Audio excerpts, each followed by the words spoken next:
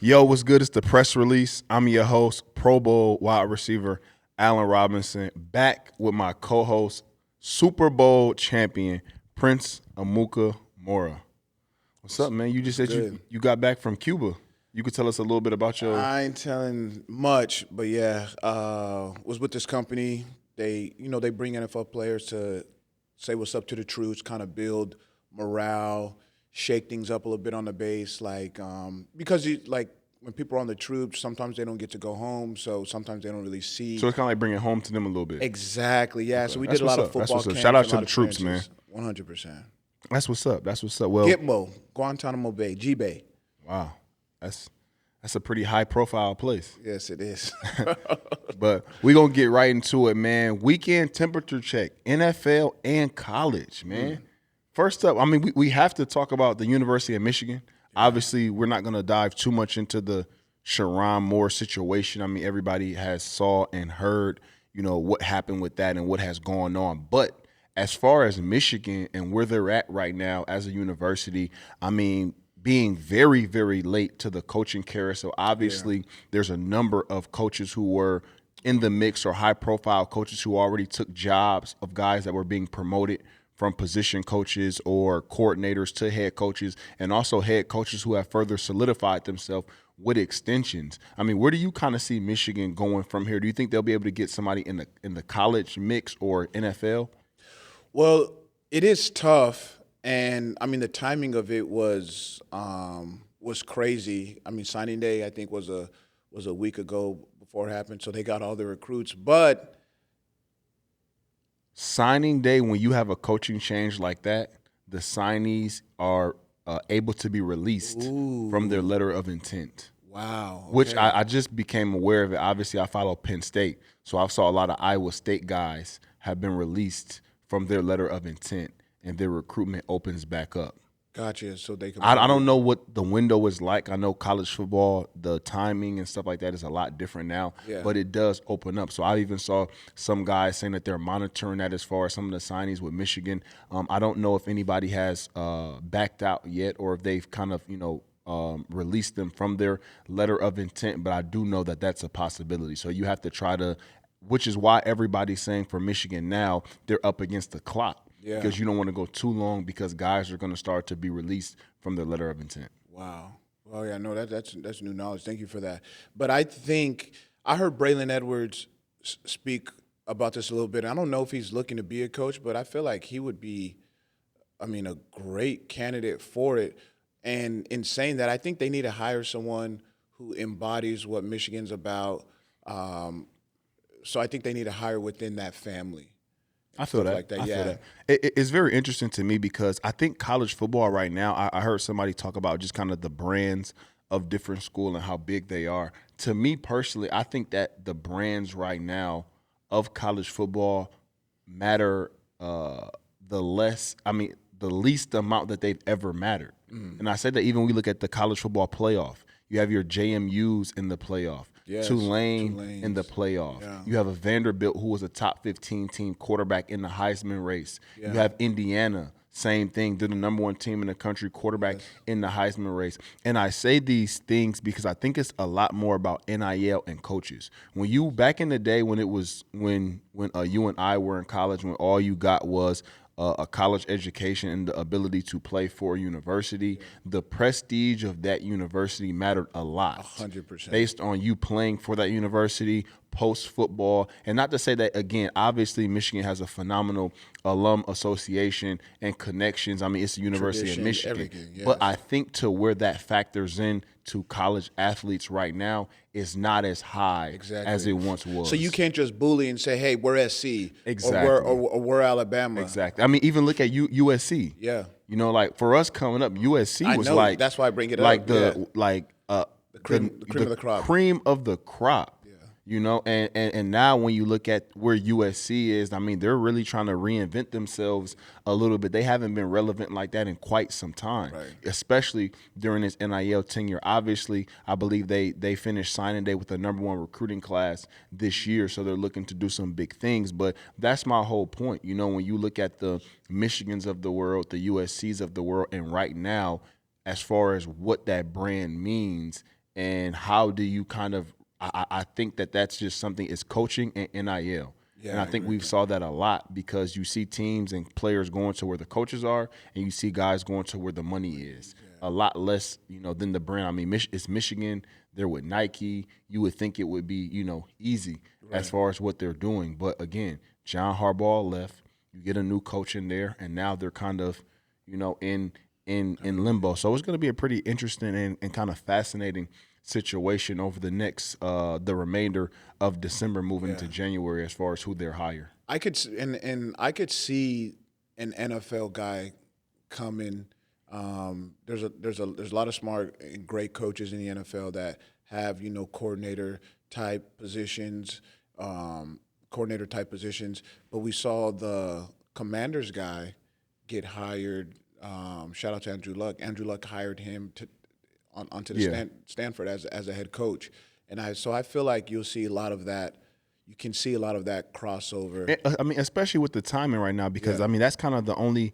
And again, I understand people saying that like with coaches taking extensions and stuff like that, but again, the same way with coaching, it's like if you're at an established university, obviously we just saw Lane Kiffin go from Ole Miss to LSU, but Lane Kiffin's different. And I'm saying that in a very respectful way. He's a guy who doesn't care about the outside noise. No. He probably actually enjoys it and embraces it, the spotlight of certain things. A lot of coaches don't want to take that on and deal with that when it comes from maybe going to an in-conference school or when it comes from going to a rival or just having that kind of effect of the fans. Like we saw Lane Kiffin walk into his plane and the Ole Miss fans, outside there booing him. A lot of people don't want to take those things on. Yeah. So I think that when people think about Michigan in terms of, them pulling a coach like Dan Lanning or someone like that, I don't think it's just that easy. Yeah, no, and I don't really foresee some of those things happening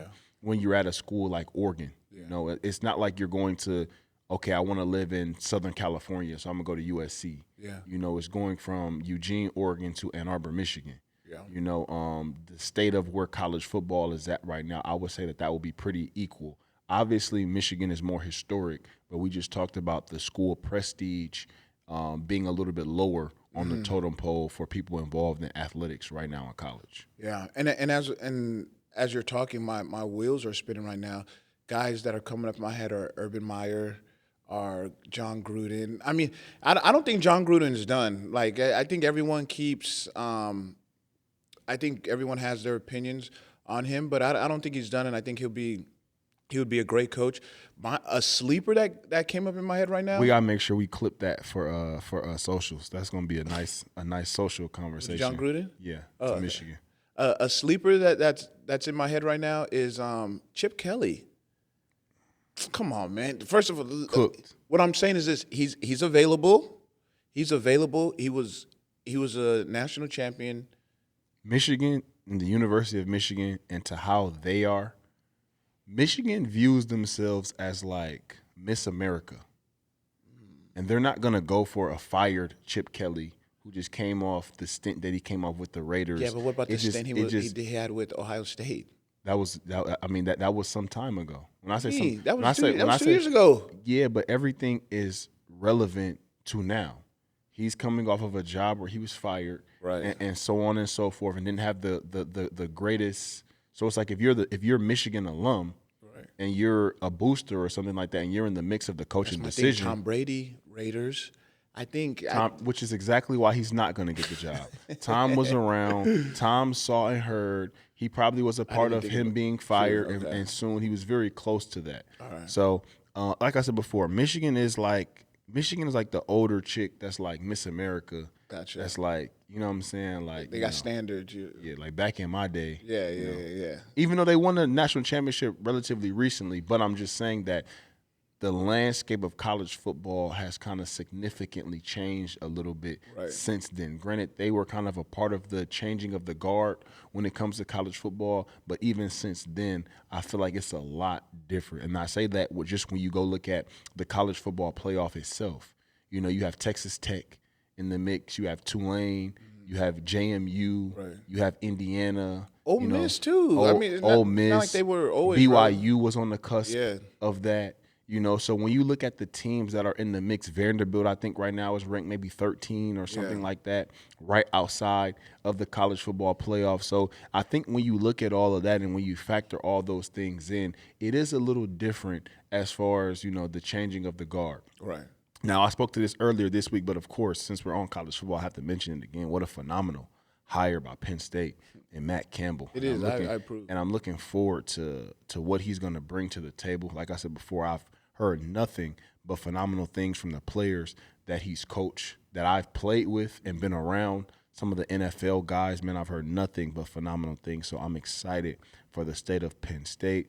Penn Strike Bowl, December 27th. I will be there in attendance and looking forward. In New York. Yes. Yankee Stadium. Yeah, I'm looking forward to it, man. Hey, pull up if you want. You know what I'm saying? We'll embrace you. We'll take you in.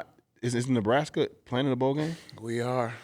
Guess where? And I'm so excited. Las Vegas? Yes. How'd you know? I figured.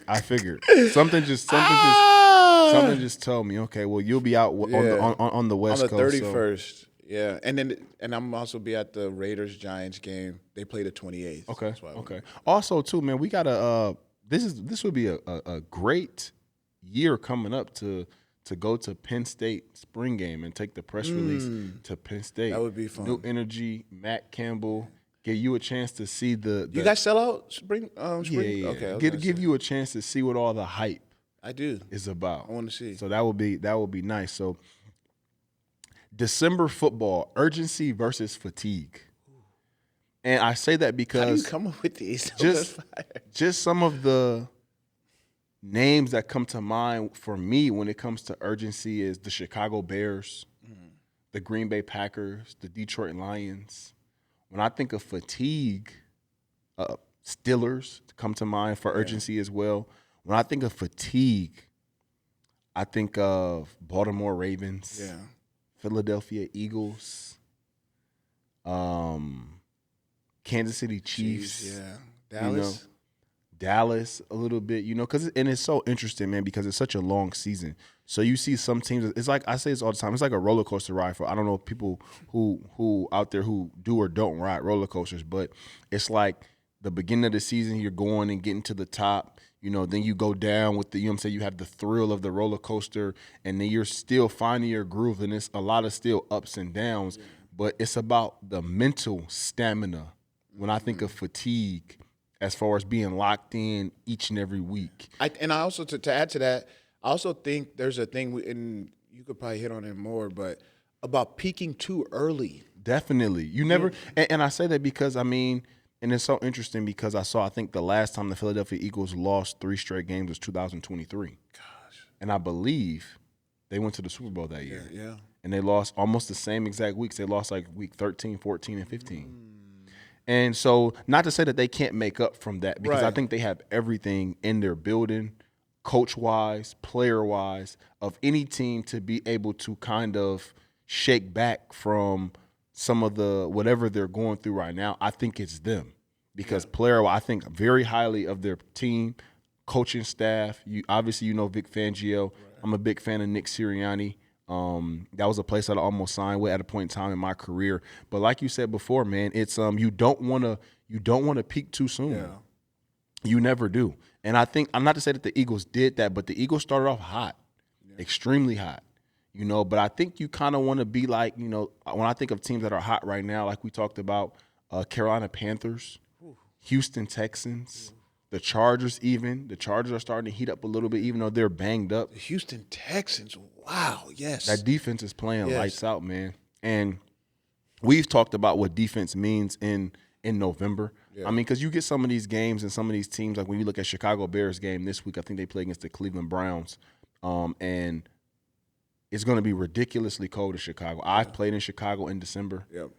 Bring your hand warmers. Bring sideline heaters and everything else. Any type of thermal it's wear going you can to put be on. cold, and I say that because that's when defense starts to play a little bit more is a little bit more important because you have the wind, you have the different elements and stuff like that, which we've saw over the past few weeks now as we've gotten into December. The ground becomes a little harder. The ball becomes a little harder. For sure. What are it's so funny because when I think of you do have some teams. What teams, like, who's showing who they really are and who's just surviving? Would you say off the top of your head as far as teams? And again, it's so funny to me because I think it's more so kind of like a division thing a little bit. Like when I think Yeah. of teams that are just surviving, I think of the AFC North. You got the Steelers, you got the Ravens, and obviously those are two talented teams who are trying to build. But based on where they're at, they're both just kind of hanging on. We've saw the playoff race for them shift now almost weekly. Are there any teams that are in the playoff picture for you right now that you would consider to be just surviving? Um, like just hanging on. Just hanging on. I mean, I would say the Eagles are one of them. The Eagles are one of them. Eagles have the benefit though of their division. They do. So they're They kind of do. in, Yes, no, almost based on right. the circumstances of their division. But I agree with that in the whole playoff picture of Right. the NFC. Right. I mean, and then I'm gonna move to the NFC North. And so that's Packers, that's Bears, that's Vikings, and that's Lions. And so it's just tough because Bears were hot, hot. I And agree. so You think they've cooled down some? not not cool down because they're still competitive. They're still playing competitive, but the reason why, like you said, it's about division. So like the Eagles could lose a game or two because they don't got no one breathing down their necks. But the Bears, it's like every game really counts because the Packers are showing like, hey, they're starting to heat up. Do you want You want me to give you the playoff teams, or you want teams that's on the bubble? I want Oh snap! Hold on, my fault. Hold on, let me disconnect that. Hold on 1 second. You can edit this bit. edit that. Hello. Hey, I'm doing well, thank you.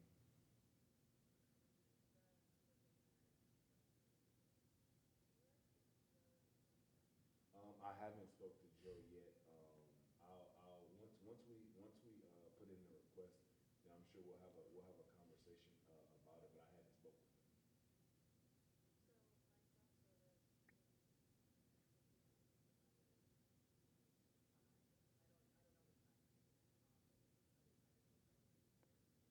I'm not sure.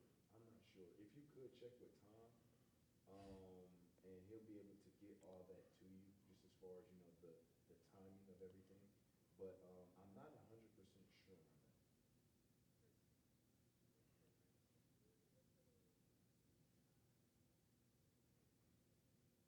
Hmm.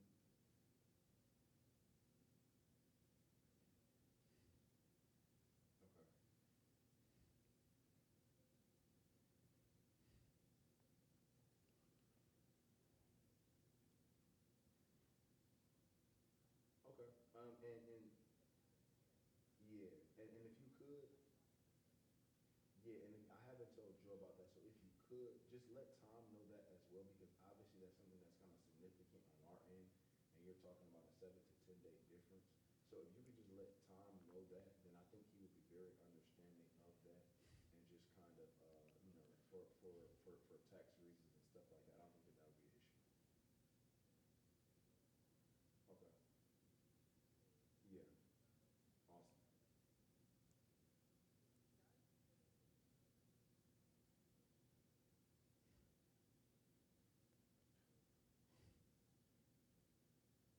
Okay. Okay. Okay. Awesome. Awesome. Thank you. All right. You too. My bad, man. I just closed on this investment with a sports agency.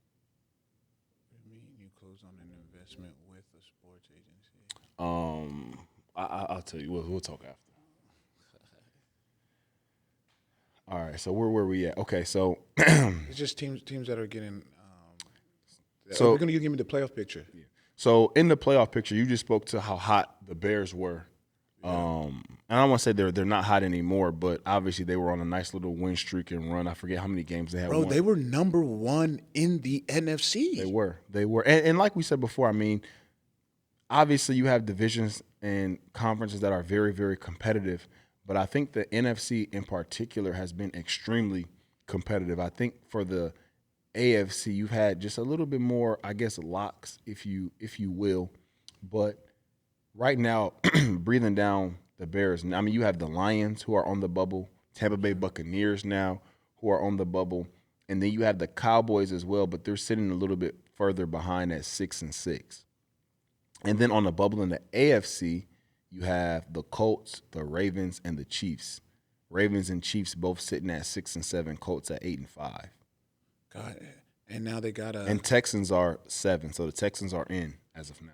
And the Colts have Phillip Rivers. A seasoned, well-seasoned vet. Vet. I mean, we talk about all the time, you know, who could play and everything like that. Yeah. Now we have a 44-year-old quarterback who's stepping into the game against a very, very hot Seattle Seahawks defense. Will you be tuning in for that game? 100%. Me too. And I'm going to prop bet. Listen, and I want us to clip this.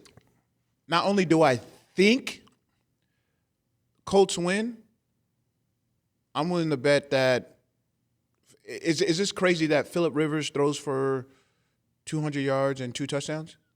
Is that crazy for a 44-year-old who hasn't played since 2021? I don't think that's crazy because I think that so you think he can do it? I think that they're going to be behind. Oh, you think? So I think they're going to be forced to pass a little bit. I don't. Think if he wins and does that, are you impressed? Thoroughly impressed, but I don't see that happening. I don't see the win part. I think they win, man. Seahawks are great. I watched a little bit. Do you want that clip to drop before Sunday, or do you want that clip to drop if the Colts win?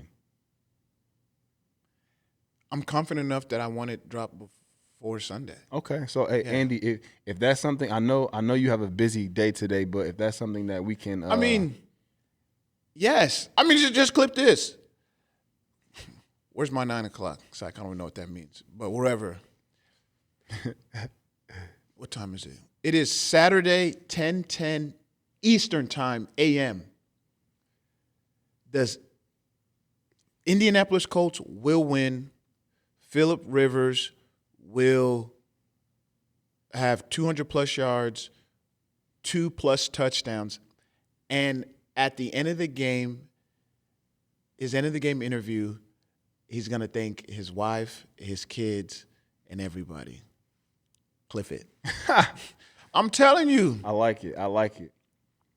I mean, we're going to – listen, not playing for 5 years, I mean, listen, man, teams was still running single high when he was in the league. No, 100%. They're going to do now. I mean, what you want to do with him is you're going to send pressure. Let's see how you move in the pocket. Let's see if the game is faster for you now.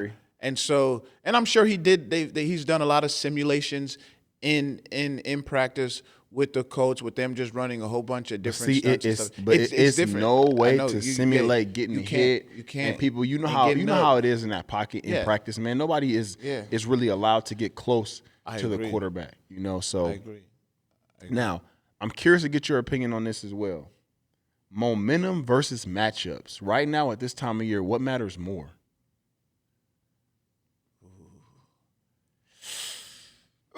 Because you spoke to the Super Bowl team that you were on, and it's momentum, and how you guys got hot at the end of the year. It's momentum, really. Because and define for the audience what momentum is, because some people think that momentum is a made up thing. So, what does momentum look like in the sense of going into a game over the course of a season, kind of getting hot at the end of the year?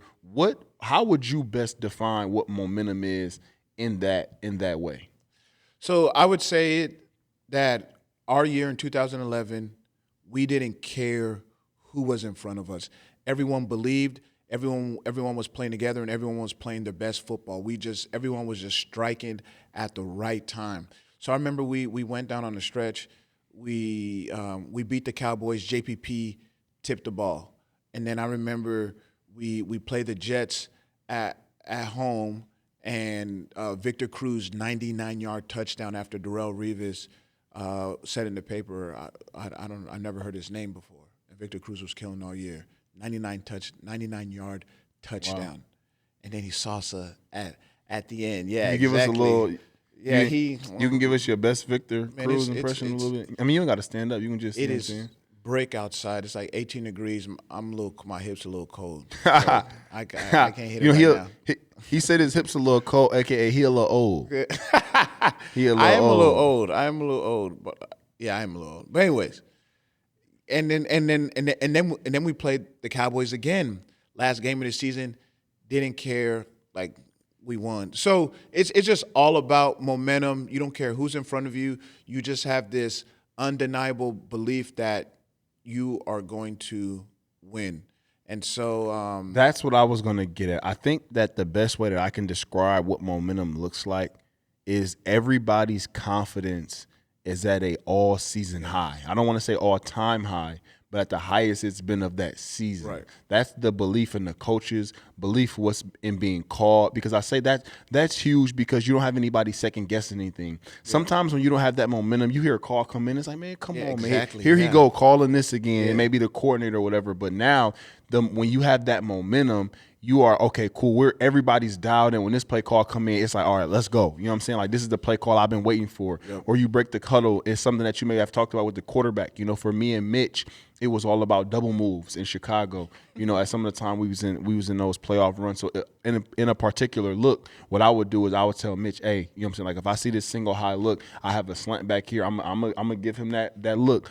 Eyes is gonna be wide as all outside. You know what I'm saying? I'm waiting for him to give me the snap for the double move. You know, so when I think about the Philly playoff game, that's how it was. It's like, all right, certain looks. I tell him as soon as I break the huddle, like, hey, snap, snap, snap, snap. You know what I'm saying? Just to put it in his ear for if it's there. And sure enough, I get to line of scrimmage. I hit a slug of that game. I hit an out and up that game. So our confidence was at very high because I remember being in Chicago. I want to say we had maybe one game break up an 11-game win streak for us. Wow. We went on like a 5-game win streak. Yeah, we went on like a 5-game win streak. Then we lost to the Giants. And then in overtime, and then we went on like another 5-game win streak or something like that. Sheesh. So we had one game kind of break up an 11-game win streak. Right. So the momentum for us, we were rolling, man. We beat Green Bay to clinch the division. We went to San Francisco, beat them. So we went to the Vikings, sat our starters, beat them. That's what I wanted to talk about. And that was a game. I mean, we sat our starters. I think late, like I forgot what quarter. But I remember we sat him. We sat ourselves later. That's after we like put the game totally away. But that was a game where the Vikings just win and you're in. Yeah, and we didn't because I didn't play at all that game. Oh, I didn't play at all that game, and I don't think Khalil played. Some starters didn't play. Yeah. I had an injury. Played. I played against San Francisco, but I broke 2 ribs against San Francisco, so I didn't play against Minnesota. I played. Yeah. So that's why I'm saying like I played. But that's the thing. The Vikings put everything out there. You win and you're in. We're already in. Yeah. So we don't really have to do anything. But if we lose that game, we play you guys first round of the playoffs. Yep. So Vikings, do whatever you can to get in. And you guys had a bad Adam Thielen, a bad Stephon Diggs, and bad as in good. Yes. Like bad, you guys man. had solid dudes out there, and the fact that we still won. And when we won that game, I was convinced we were going to win the Super Bowl. And I think we had a good shot. You know, I don't even want to talk about it. I know we went on a little bit of a tangent there, but to kind of paint a picture for the audience out there of what momentum looks like when people say momentum or a team is getting hot, it's the confidence and the belief within themselves, within them teammates, and within their coaches that kind of helps take their game to the next level. Normally we do game balls here on this show, but we're going to take it a little bit different direction than that. We're going to go to quarterback performance for this first one. What quarterback and their performance over the course of this year shifts your playoffs trust, either in the right direction or the wrong direction?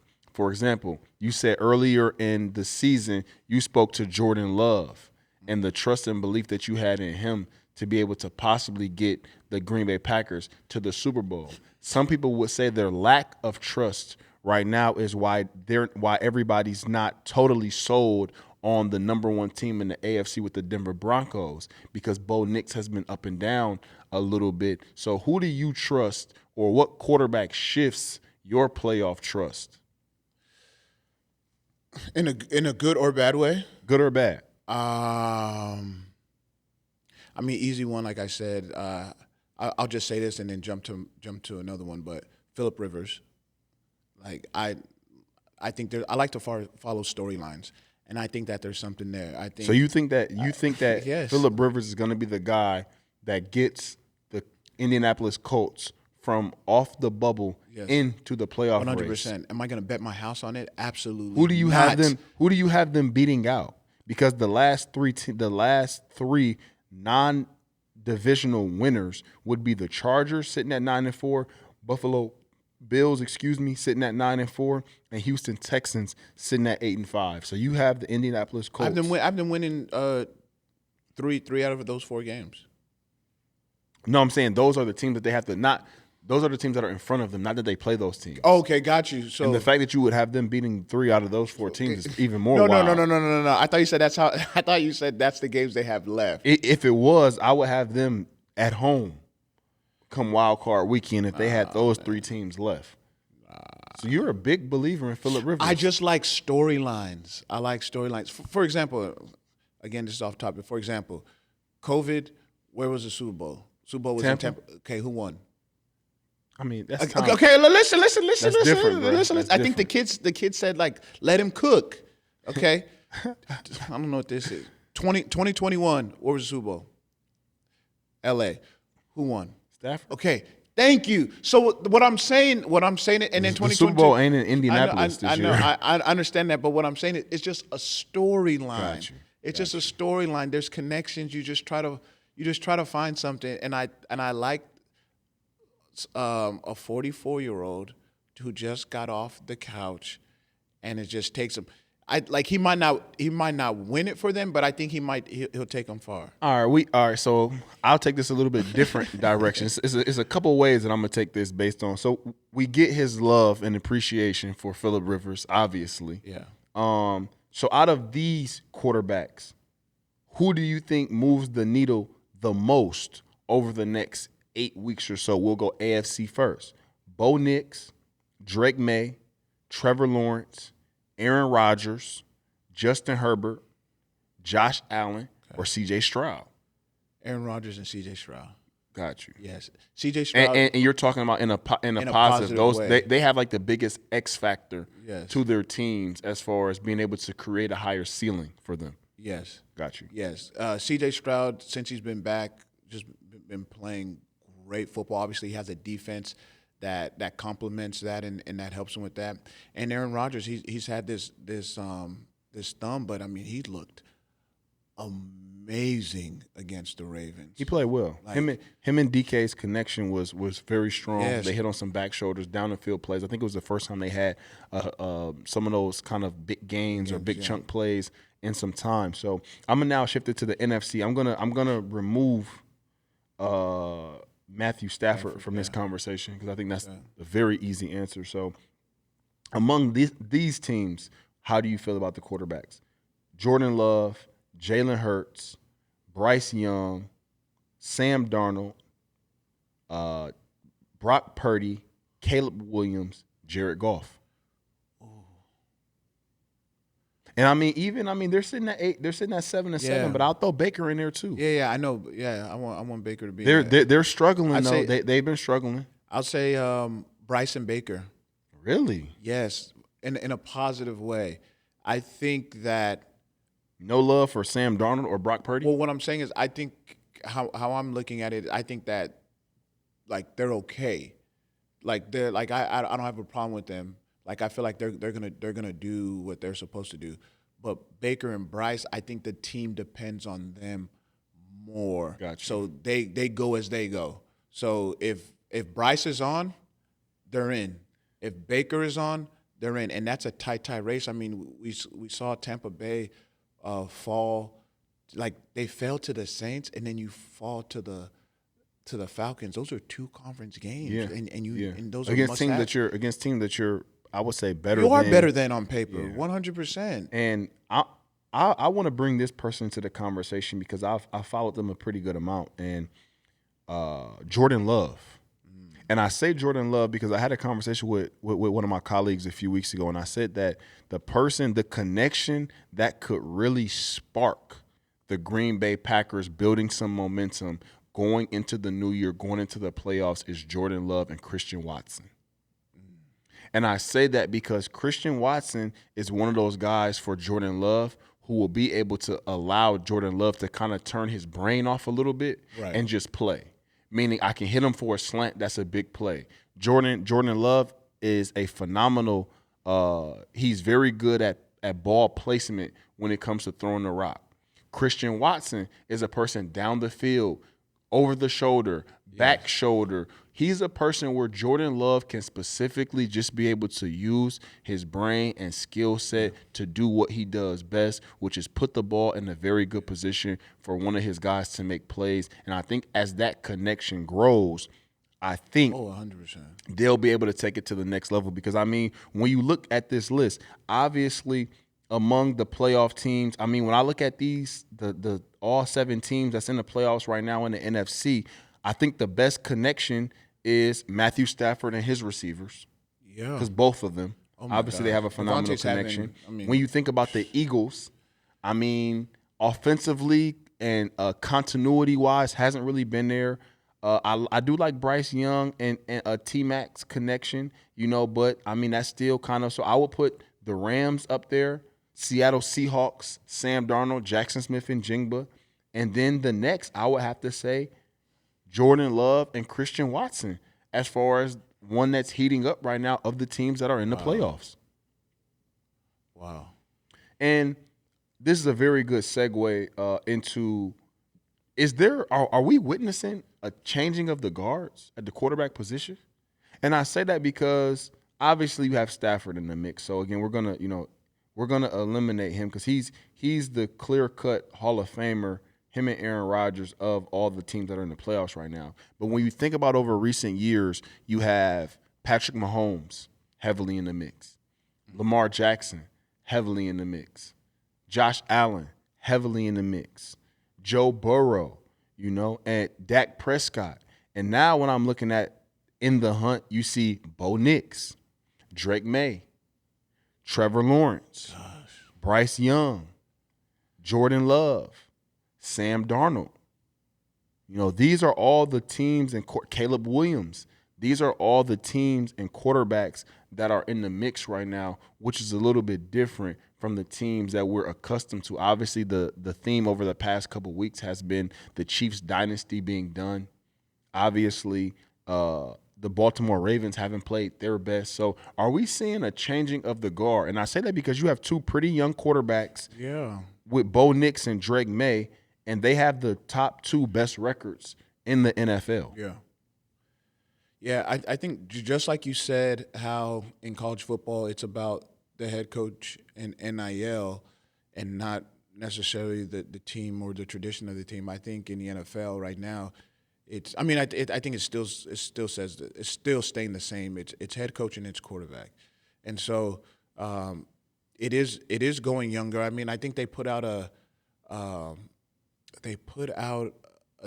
stat or an interesting an interesting stat that said like this could be the first year that Tom Brady, I think Peyton Manning, Drew Brees, and Patrick Mahomes are not in the playoffs in like 20 years, or yeah, it was something like that, or they won't be in the Super Bowl or something like that, and so you just have, I mean, like these young guys, like they're playing lights out. Like Drake May is my MVP right now. He should have it if he just keeps playing solid, and yeah, and you like to see that because there's been a lot of knock on quarterbacks being young, on quarterbacks being played too early, and so it has been.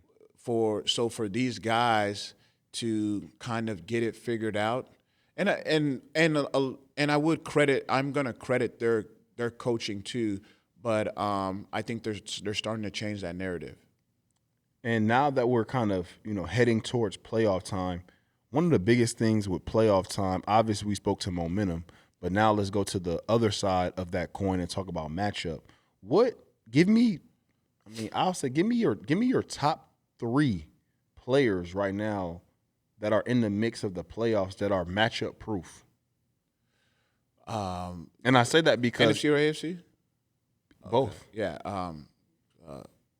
And I say that because, and again, not sorry to cut you off, Yes. but when I think of the Denver Broncos, that's something that's kind of like for me when you start to factor in teams like, okay, like down the stretch in games, close games, like obviously it's kind of by committee. And I know they have Cortland Sutton, who's been a phenomenal player over the years in the league, but it's like, who is really going to change the game and get it done?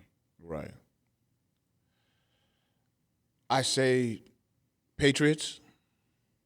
They're playing great. I mean, they're beating the team. But player. Okay. Your matchup proof player. Like a guy who's going to get it done. Oh, regardless. Yeah. Okay. Drake May. Jackson Smith, JSN. And you know what? Jonathan Taylor. Okay. Yeah. Okay. Jonathan Taylor. One person that I do hope heats up, Saquon. Saquon hasn't. We haven't seen. I mean, he hasn't had that. Like he had about 5 of those games last year. Where it's like, okay, Saquon, like that's Saquon. I feel like it's still brewing, and hopefully we see that in the playoffs. For me, I'm gonna go with some of the NFC teams on this. I'm going with Puka Nacua, Jackson Smith and Jigba. Yeah. And I gotta go with Christian McCaffrey. Okay.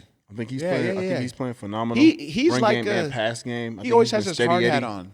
Yep, I think he's been healthy. Knock on wood. I think that's something that obviously if he can stay healthy throughout the course of the rest of this season, I think that will be something that for him would be able to kind of take them to the next level because they have Robert Saleh. Obviously, they have some injuries on defense, and they've been able to kind of patch those things up and play well. But they're going to need Christian McCaffrey down the stretch here a lot. Devontae too. Yeah, definitely. Like he's that pylon from the 1-2 yard line just seems money for sure. I mean, I think he leads the league right now in touchdowns with about 12 or 13. Gosh, man. But does he have? I don't think he has a rack yet. No, he doesn't. He doesn't. But I think what are your thoughts on that? Do you care? I think the 1,000 yards has changed a little bit. Yeah. I think where Devontae Adams is at in his career is a little bit different because I think that for him, obviously, he probably wants to get to the 1,000, but at the same time, I think he's going to be used a lot more on third down and in the red zone, and he leads the league in touchdowns, which I think is pretty significant and big. As far as obviously you have Puka Nacua, who's kind of the all-purpose guy when it comes to moving the change first, second, and third down. And then when you think of third down and red zone, Devontae Adams is the one who's kind of closing the deal and putting the points on the board. They play well. They do. I mean, they're a very good 1-2 punch, especially when you factor in the run game as well with some of the tight ends. I know this is kind of the last little part of the playoff teams, but out of the teams that we just mentioned in the playoffs, what teams are your true contenders and which are your pretenders that are in the playoff hunt right now? Like if you had to say a final 4 of teams, AFC, NFC, you can factor in the teams that are on the bubble each side? as well. No, like two each side. So when you get to that NFC championship game, NFC championship, AFC championship. Let me see if I can work backwards. Who do I think is going to win it? I mean, I'm still sticking with my Steelers. I think they're going to win the whole thing. Super Bowl? I've said that. We got to go back to because I've said that. Yeah, I still think they're going to win. Steelers win the Super Bowl. Yes. That's your Super Bowl pick. Yes. So Interesting. So we'll do that. So AFC will do Steelers Patriots. Okay. And then NFC a little throwback matchup. Yeah. I feel like. And then we'll do NFC. We'll do Rams Bears. Okay. I like that. Rams, Bears. So you got the Bears getting in. Yeah, I got the Bears getting in. And so, yeah. And hold on, now, did I answer the whole question? What was the question? Yeah, you did. Okay. You did. I'm trying to go to right now to see what the remaining schedule is for the Chicago Bears. I know they have the Cleveland Browns this week, and then I believe they have they go Cleveland Browns this week, Packers, and then the 49ers. Cleveland That's how Brown they conclude their season. this week, then Packers, and then 49ers? Yep, that's how they conclude the season. I mean, it's for both teams though, man. I mean, not for both teams, but when you look at Green Bay's schedule as well, you know, those teams that are in the hunt in the NFC, because again, like I said before, what you have is you have almost 3 teams in those divisions each that could possibly get into the playoffs. When you look at the NFC West, you have the Rams sitting at 10-3, Seattle sitting at 10-3, San Francisco sitting at 9-4. We look at the NFC North, you have the Packers sitting at 9-3, Chicago Bears at 9-4, Detroit Lions at 8-5. And how the league, from what I've noticed, how the league structures it now is late in the year, I feel like they give a lot of divisional matchups. Like they kind of have those late in the season. Because they're expecting, it's good. I had back-to-back years, the last game of the season decide, gave significance to the playoffs. When I was in Pittsburgh, we had to beat the Ravens to get into the playoffs, which we did. We got in. So for us, it was like the playoffs started early. Wow. Then when I was in Detroit last year, we had Sunday night, winner of the Detroit Lions Minnesota Vikings game won the division and would be the number 1 seed in the NFC. So it was a lot of ramifications based on one game last year, and I think how the schedule is structured, I think you'll see a lot of that this year as well, with just down the stretch with some of the teams, whether that's getting into the playoffs or winning a division. Gosh, I love that they do it like that because they're anticipating it being a neck and neck type of season, and I feel like is it who does the Steelers play? Because I know they always play somebody at the end that usually is it like a Bengals? I feel like they I'll go to it now. The Steelers, they conclude their season. They play the Dolphins this week, Lions next week, Cleveland Browns to end the season. Gotcha. And I mean, speaking of the Cleveland Browns, Shedeur Sanders. He's got his opportunity. He's got his opportunity. He's looked good. They said he's a starter. Playing well. Bringing a lot of confidence. I'm gonna stop. F it. Is Stefanski out next year? I mean, is Stefanski the head coach of the Cleveland Browns in 2026? Yes or no? I don't think he is. I don't think it's just because of how this is playing out. I think the team is going to be surprised if he's still. The players are going to be surprised. Can I? And I'm raising my hand because I don't want to cut you off. Yeah. But I do feel like this is a good time to intercept what you're saying a little bit. I saw this situation playing out exactly like this. Yes. And I say that because that's why I have to. Some of the play calls, obviously. No. Hold on, let me put my hand up. No, you did not see Joe Flacco getting traded midseason. But I'm saying, though, as far as the opportunities and how they would shake out, I knew Joe Flacco would start the season off. I knew the man that was next up was Dylan Gabriel. Yeah. Now, based on him being healthy and injuries and stuff like that, Shedeur would get an opportunity. And based on him getting an opportunity, if there was any point in time of him getting a handful of games to show what he had, it would be later in the season, which is how it played out. And I say that because Kevin Stefanski also is not the one who drafted the players. He's not. So when you look at the hierarchy of how things were going to play out, right. This is how and I say that because I'm not going to say there's no world. There's very few worlds where people who were drafted later in the draft are going to play before people who are drafted earlier based if they're healthy and have the availability to play. So based on him not being in and stuff like that, I don't think that's solely on Kevin Stefanski just saying, it's a hierarchy Yeah, when I you get to the NFL. And that's kind of how things work. And we got to look this up, but when Russell Wilson got drafted 3rd round, I think Matt Flynn. Correct. You're correct. Who got he beat him out.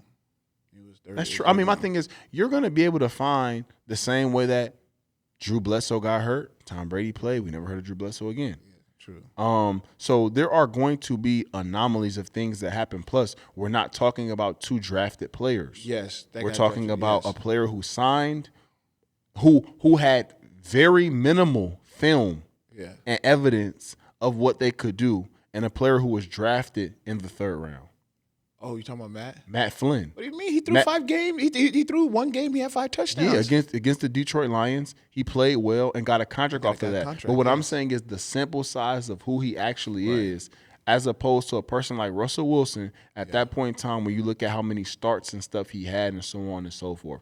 My whole thing is, do I agree with Kevin Stefanski taking Shedeur off the field and running Wildcat for a 2-point conversion with the game on the line? No, I don't agree with that. But as far as how things played out, as far as who, when, and what would play. He did that the right way. But that's how it was going to – it's the NFL. Yes. That's how it was going to play out. Dylan Gabriel got hurt. Cool. You had your opportunity. Now you're not available. Shedeur had his opportunity, and now we have to continue to see what he has as we look forward to going to next year. I'm just saying from public perception, which shouldn't But the public don't know how things work. I agree. But I'm just saying. The public have the outside perception of just watching First Take and different media sources and outlets on what they think how stuff should play out or how – and this don't work like that. You know what I'm saying? The same way that people wanted the changing of the depth chart to happen in preseason based on a week. Yeah. And it's like, this is not only the NFL. I had boys saying, you saw how happen. good he did in preseason. You seen his stats in he's talking about preseason practice. He threw for 5 touchdowns and 300 yards in preseason practice. And we talked about that earlier. We talked about that earlier in our show around training camp. As far as, so do I think Kevin Stefanski is the guy for the job? I'll say this. The Cleveland Browns have been the Cleveland Browns now for some time, meaning it's been a lot of ups and downs. You're using Cleveland Browns as an adjective? The second time you said the Cleveland Browns has been the Cleveland Browns. Yeah, and I'm saying that to say they haven't figured out the quarterback situation as far as continuity, and it's been many variables. Obviously, they signed Deshaun Watson to that big deal, and then he got hurt. You know what I'm saying? He's another person. He's going to be in the mix. When it comes to next year, he still has time left on his deal. Yeah. He might come back this season. He might play a couple games. Obviously, Shedeur is named the starter for the rest of the year, but knock on wood, obviously it's the NFL. So if, I don't know, anything can happen. You know what I'm saying? So who's to say that we don't see Deshaun Watson based on different circumstances at some point in time this year? And I say that because when you play 4 quarterbacks in a season, you're creating your own issues. And that's all based on the circumstance of not just Kevin Stefanski. Yeah, they also have a general manager as well who signed Joe Flacco, who paid Deshaun Watson, who drafted Dylan Gabriel, who drafted Shedeur Sanders. As a coach, Kenny Pickett also, who signed. So again, the Cleveland Browns this year used 3 draft picks on quarterbacks. They traded for Kenny Pickett. That's 1. They drafted Dylan Gabriel in the 3rd round. They drafted Shedeur in the 5th round. So when you look at that from a coaching standpoint, I don't know how many teams that have used draft capital on 3 quarterbacks in 1 draft. I can't think of a time that I've saw that to then just say, okay, what is the coach supposed to do? Like, I have a 40-year-old who's probably the most ready to play right now, and then I have 3 people that use draft capital on us having a quarterback with one of the highest paid quarterbacks in the league going to come back off an injury this year. What am I supposed to do? Like, it's not just an easy, clear cut to say, let me just go with the hot name or who's hot to satisfy the fans. It's a lot. You know what I'm saying? I have to develop a couple guys. I have a vet that I didn't then traded. I have somebody coming off an injury. You know, there's a lot of moving parts at the same time when it's like I'm also trying to win games. So it's not just on Kevin Stefanski, in my opinion. It's on management. It's on the whole front office in figuring out, okay, what's the right direction? How do we go about that? Because I've even heard people say that they don't feel like the Cleveland Browns starter next year is on their roster. And it's like when you use that much draft capital and money, how isn't the starter on your roster? You got Deshaun Watson and 2 young quarterbacks. Yeah, no, I saw that I think there was some mock drafts that they looking at Dante Moore from Oregon Early in the draft from what people are saying. And it's like, at the same time, again, but there's been a very long list of quarterback carousel over the past 10 years or so since I've been playing in the league. It's been a ton of quarterbacks as far as, and history repeats itself. Even when you think about the whole Johnny Manziel situation, Johnny Manziel was a person who was drafted to the Browns in kind of a spontaneous kind of way as far as, him starting and different things like that. So as far as how the decision making has gone about that has been a roller coaster ride itself when it comes to the Cleveland Browns. Now that we're getting to, and we'll kind of start to wrap it up here, but with both of us playing in cold weather outdoor stadiums and on those teams, and also being able to have the privilege to play in some warm weather as well, cold weather football, do you see that as an advantage or disadvantage? Yes, advantage, 100%. Really? Like we said, ground is harder, the ball is harder. Like it could be a distraction for a team that's not used to it. If you look at the last, it's so funny about stats because you can make them up how you want. But let's say that you look at the last 3 Super Bowl winners. Where are they from? What type of environments are they from? Cold weather, I'm assuming. Exactly, and so I feel like it's great for them, and I also say it's very tough to simulate. Yes. But the conditions are always tough to simulate because, I think, granted, I don't know how hot it is down south, like in the Miamis of the world and stuff like that. Ooh. But I remember coming from Chicago, going to Miami, remember that? And it being ridiculously hot. Remember that? Yes. And that's an advantage. And they sat us on that sideline with no shade. You got people holding the little fake shade up. Gosh, that was so hot. And we end up losing that team with the was Brock Osweiler the quarterback? Because Ryan Tannehill was out. Maybe. Gosh, and we were the hottest. We were one of the hottest teams, and we ended up losing.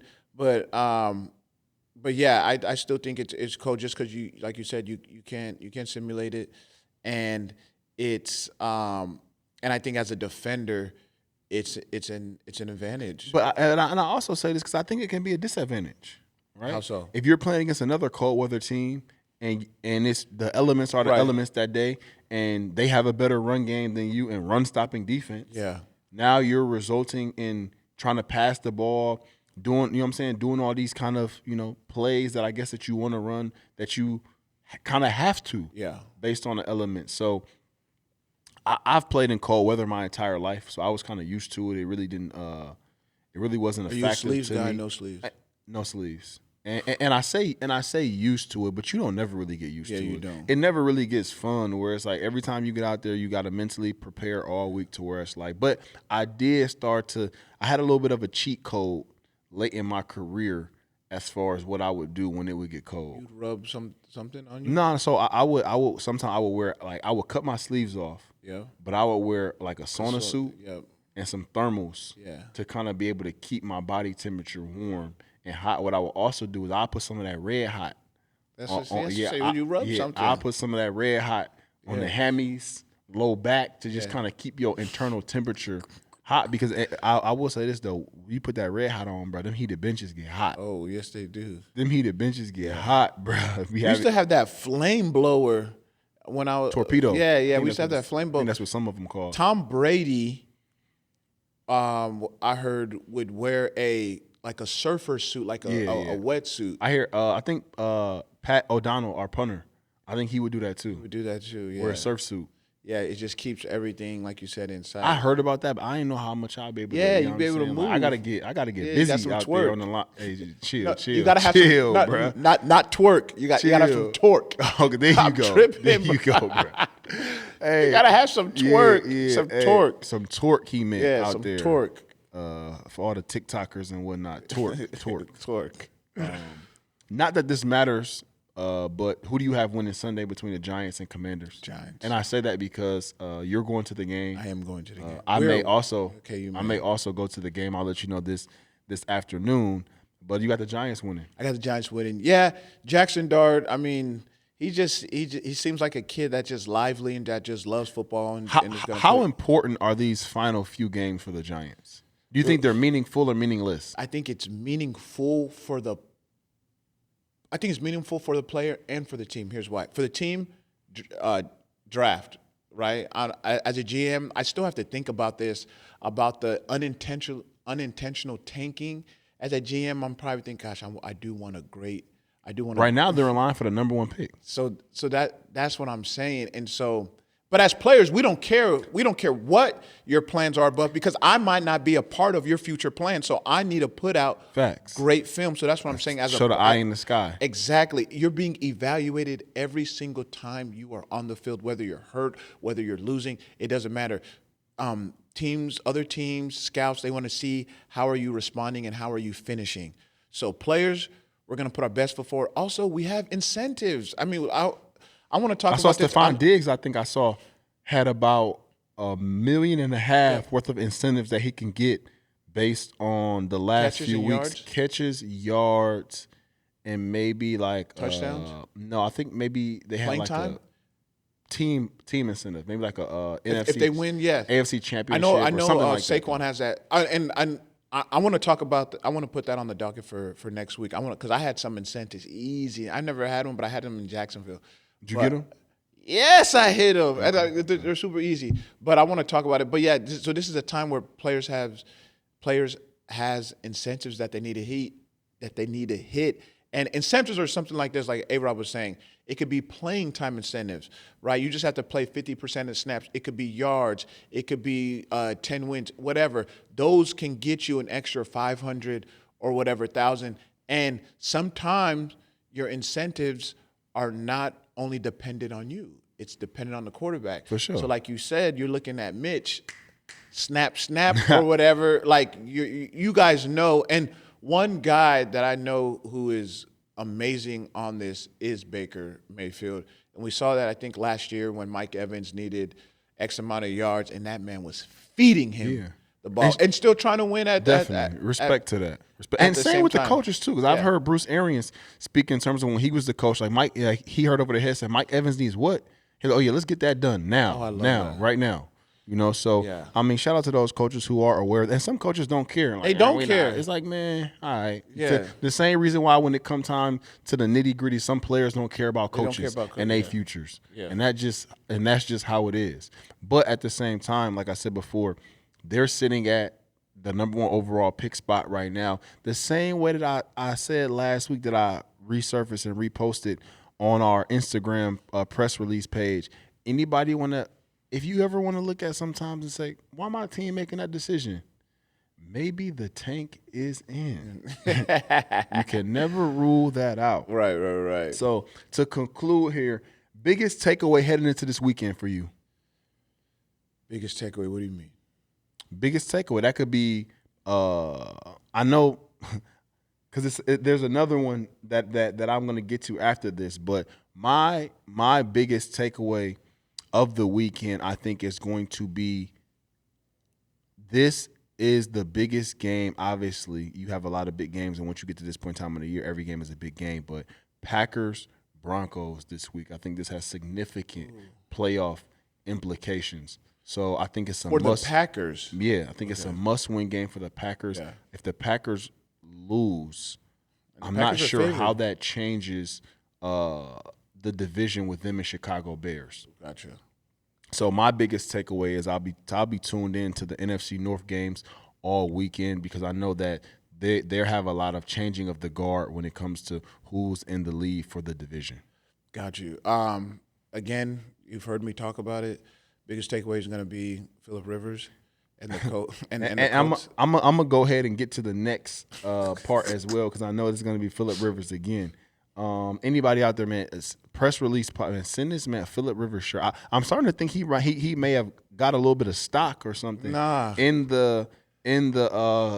for equity in the Colts or something like that. We got to check his FanDuel and other betting apps to see here. just who. Fanatics Sportsbook. You know, we have to check that for him. And I mean, obviously, the guy may have, you know, he might have a little bit invested on Phillip Rivers because I don't think that I envision someone talking so much and speaking so highly of a 44-year-old quarterback who hasn't been in the league for 5 years. But hold on, real quick. If that's Tom Brady, are you still having the same? If it's who? If that is Tom, say that one more time. All right. Say that one more time. All right, cool. Say that one more time. So you don't care if Tom's been out that long. You just saying it's Tom Brady, okay. bro. All right. It's Tom Brady. All right, cool. I mean, because the next one was going to be one storyline to monitor closely. It's going to be Phillip Rivers. Obviously. Phillip Rivers. I'm telling you, and the reason why this is a big takeaway because this can have an impact for older dudes like us. No, it's not. Man. What do you mean? I mean, first of all, I would say I'm way older than you in football years, meaning like my 36 to your what? 32. 32. Yeah, it's completely different.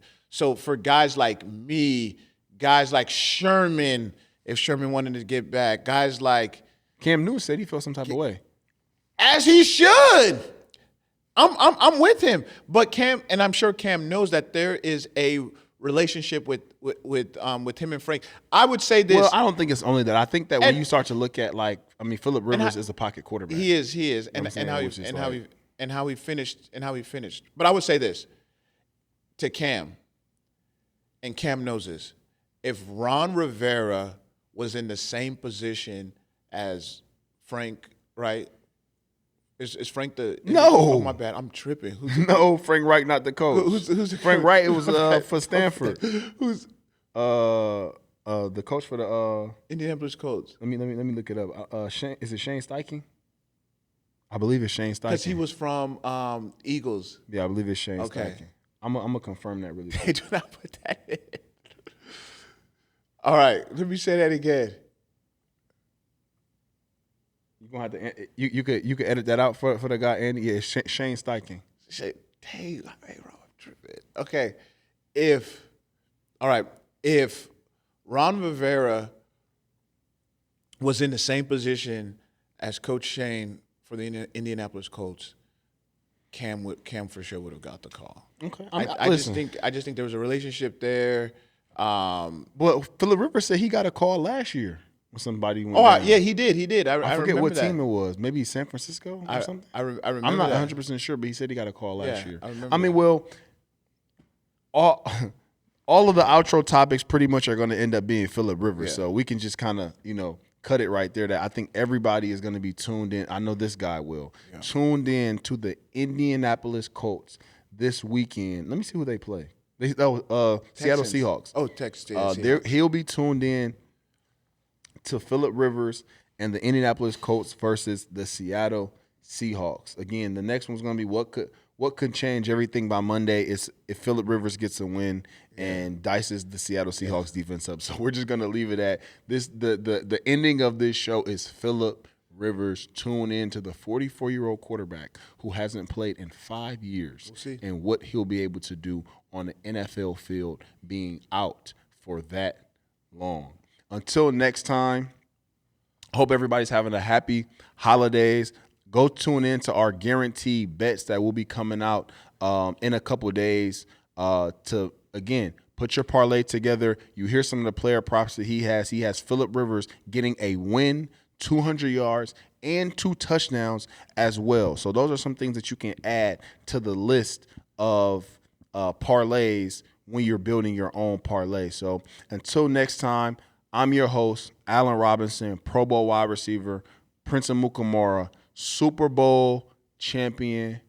Until next time, tune in. This is The Press Release. The Press Release.